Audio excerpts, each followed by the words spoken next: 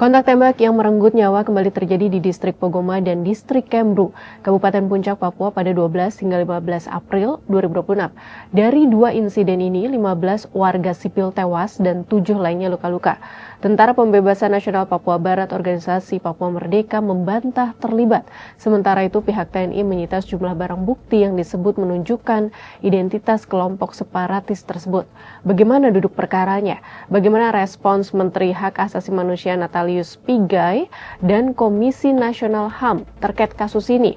Apakah Presiden Prabowo Subianto perlu turun tangan mengevaluasi ulang pola operasi dan pendekatan penyelesaian konflik di Papua? Kita bahas. Dalam laporan yang dihimpun Dewan Gereja Papua dan Pastor Pribumi disebutkan adanya serangan darat dan udara, termasuk penggunaan senjata api dan granat yang diarahkan ke Honai rumah warga. Selain itu, terdapat laporan penyerangan terhadap warga sipil dengan senjata api di wilayah pengungsian. Padahal Kemru disebut telah disepakati sebagai wilayah sipil, termasuk untuk pengungsian warga dari kampung-kampung sekitar yang terdampak konflik antara aparat dan kelompok bersenjata. Komando Operasi TNI Habema menyebut penindakan terhadap kelompok bersenjata di wilayah tersebut menewaskan sejumlah anggota. Dalam operasi itu, Satgas Habema juga menyita sejumlah barang bukti yang disebut menunjukkan identitas kelompok separatis.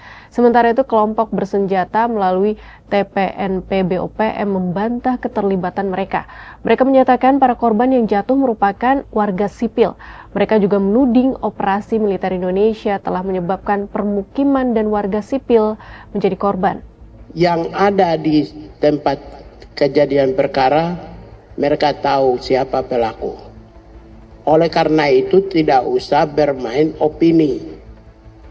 Bukan kami, oleh dia, oleh mereka itu tidak usah. Karena peristiwa yang terjadi siang hari semua disaksikan dan suatu saat akan dibuka.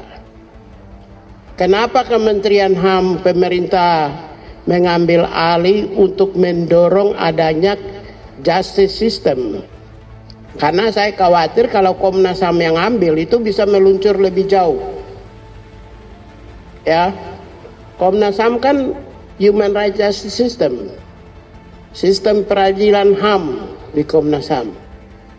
Lebih baik pemerintah yang mengambil alih.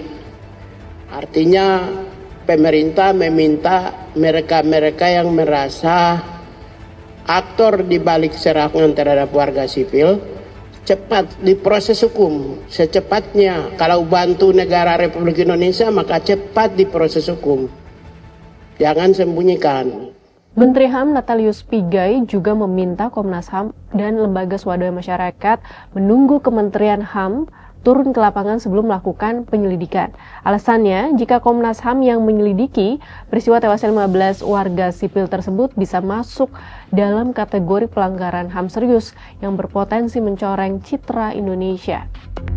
Merespons hal ini, Kepala Kantor Perwakilan Komnas HAM Papua, Fritz Ramande, menyatakan bahwa Komnas HAM berencana mengirimkan tim langsung ke lokasi kejadian. Namun ia menegaskan bahwa pihaknya akan bergerak independen tanpa harus diatur oleh kementerian tertentu, mengingat Komnas HAM bukan berada di bawah kementerian. Selain itu, Komnas HAM akan berkoordinasi dengan aparat keamanan untuk mengakses wilayah tersebut. Di sisi lain, Fritz mengharapkan adanya keterbukaan dari pihak TNI, terutama jika terdapat korban di pihak mereka yang menjadi alasan dilakukannya serangan terhadap TPNP BOPM. Menurut Fritz, berbagai catatan dugaan pelanggaran HAM berat di Papua harus diusut hingga tuntas. Ia juga berharap Presiden Prabowo Subianto memberi perhatian khusus terhadap insiden ini. Presiden perlu memerintahkan Panglima TNI untuk mengarahkan jajaran TNI di Papua agar mengevaluasi ulang pola operasi dan pendekatan penyelesaian konflik. Jika tidak, hal ini dikhawatirkan memperburuk citra pemerintahan saat ini. Sahabat Kompas, sampai kapan konflik ini terus menjadi siklus kekerasan panjang yang meneror kehidupan warga sipil di Papua? Apakah pemerintah akan memperbarui pendekatan penyelesaian konflik di wilayah tersebut?